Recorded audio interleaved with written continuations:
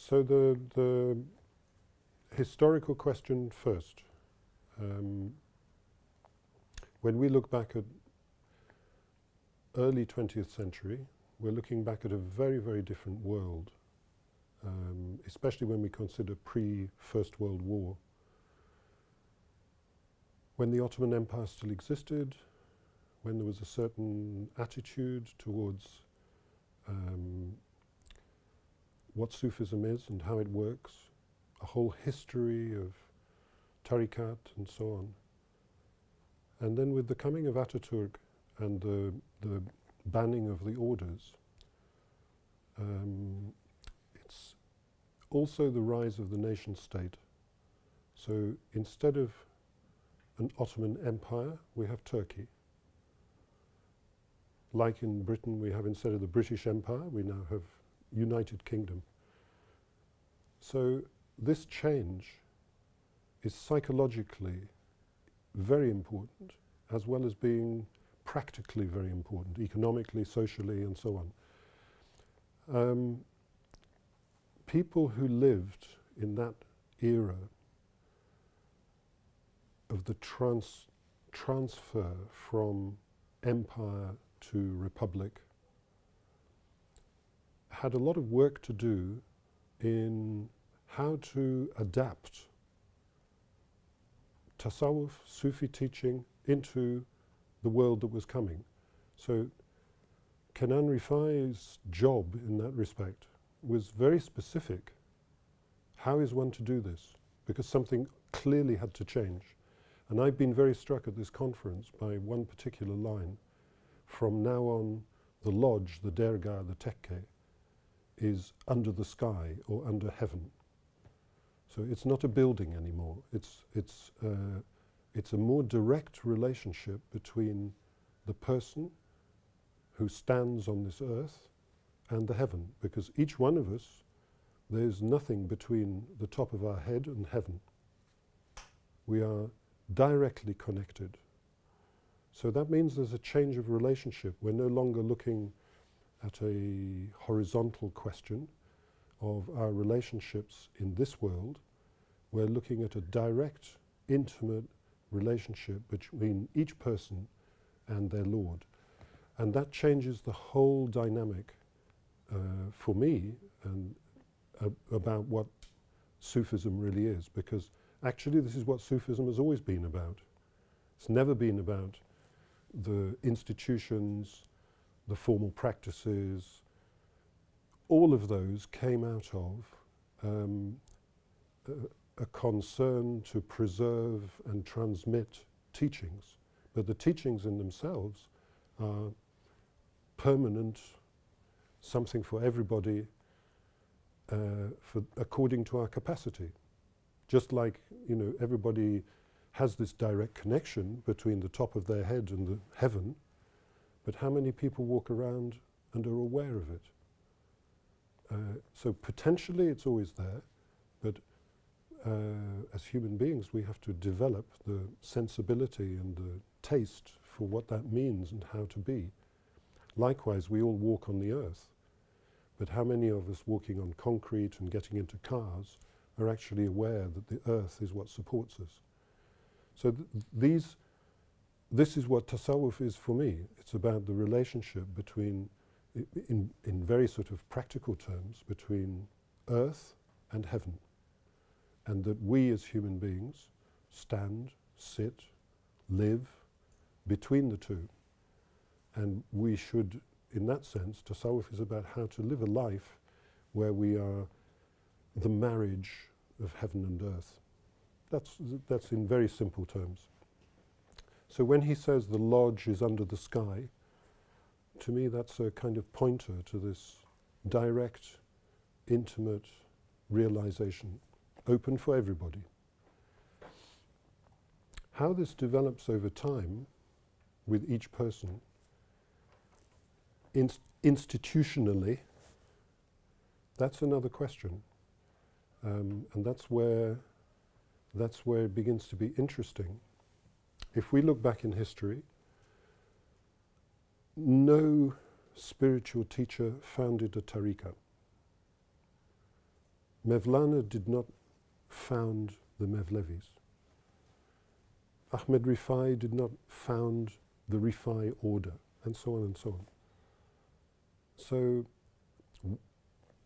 historically, it's important for us to ask the question, how did these come about, why, and what relevance do they have today? Because are we going to reproduce the same development over time? We have a great teacher, and then we try to encapsulate the teachings as we understand them within formal practices or institutions or houses or many things. This is a very human reaction. But it's not what the teachings are for, because the teachings are for realizing that where we are as human beings, in ourselves, each one of us has this job to do. And we are of benefit to each other in respect of how much we can do that for each other. The second question about the fellowship in Oxford is directly related to this. In the modern world, universities are places of higher education. Higher education. Well, more or less, because most people going to universities are, in fact, studying in order to get a qualification, in order to get a good job. In other words, self-interest plays a huge part in it. Real higher education should be to do with the transformation of human beings, for the realization of their potential. But very little education in our world is anything to do with that. It's to do with practical matters. So there is a real need for bringing this tradition of Sufism, with all the people involved in it over centuries who have taught and practiced and lived it, to bring that into the modern world. How? One way is through a university fellowship dedicated to Islamic mysticism. So that becomes a subject in its own right. It's not just something that's on the borders of things, or something that you study within a religious studies department or anything like that. It becomes able to stand on its own feet. Here in Turkey, you're very lucky. You have departments of tasawwuf. This is unheard of in the West. There is no such thing as a department of Sufism as such. There are professors who teach Sufi studies, and they're known, like our colleagues. But there is no department, there's no sense that this is a proper subject within, let's say, a theology faculty or so on. So we have a lot of work to do in bringing this idea of what a human being can be, the potential perfectibility of the human being, bringing it into the modern world and making it relevant. I think there are huge numbers of people who would be interested. They would love to study this stuff if they just got a taste, because it's completely relevant to living. But because it's not something in books, it's not something tied up in history.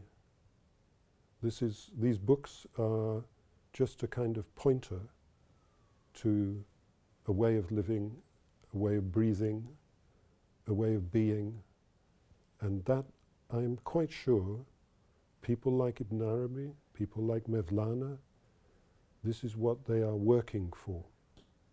Behind the scenes. We see things in one room, but there are many people outside the room who are helping and guiding and pushing and opening things for us. I've had enough experience in my life to know that we may think that we're doing something, but without their help, without their support, without their himmah, our efforts would be quite useless. I see the fellowship, incidentally, in that light. I am sure it will happen. in time, somehow. The only thing that's missing at the moment is money, which is nothing. The idea of it, if the idea of it is clear and it's wanted, let him arrange it. I'm sure he will. And it will be of immense benefit to students, for example, in the English-speaking countries, because at least there will be somebody within this position who is able to teach in the university, who is able to do their own research and show, bit by bit, slowly, what this kind of teaching means for people generally. I hope it will not just be an academic position. I would like, personally, I would like such a fellowship to be the beginning of a different way of looking at the academic world. It's very much against what's happening in academia today, where it's becoming more business-like, sadly. So the real educational value is disappearing, and I would hope that such a position is a kind of corrective to that tendency which people have. As you know, we organize a lot of symposiums, both in the UK, in Oxford, and in America.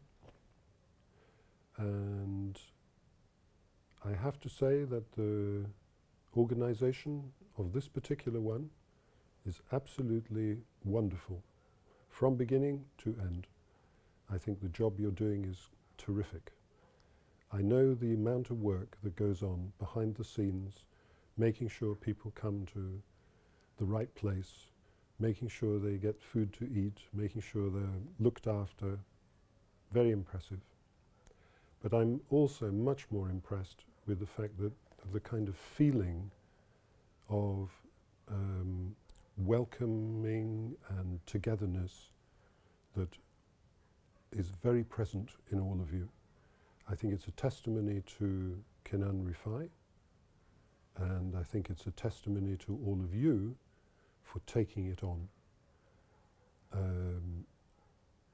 which is your choice, and your happiness lies in it. It's wonderful to see. It's a privilege, actually, to come and see it. Symposium of Kenan Rifai, why should it be held?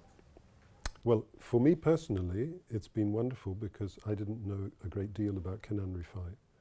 The access I had was, as I said in my talk, primarily through the individuals that I've met and through the book, Listen, the translation of the commentary on the Mesnevi, and through one or two things that were sent to me. But I've had much more of a taste and flavor of Kenan Rifai through coming, which has been a real pleasure for me and a real blessing. And absolutely fascinating, because I'm really interested in how he managed to make this leap from, as it were, the old world to the new. How he made what was an old-style, traditional teaching relevant to people today. That's a tremendous achievement, not to be underestimated. And a great example for a lot of people, because we all need to be able to transfer that knowledge which is kind of locked up in a whole tradition. We need to transfer it, make it relevant to people today. That seems to me to be the task of each of us. How we do it will be different for each one, but it's a real job. It's at least something we can do to be useful. Thank you very much. It's a pleasure.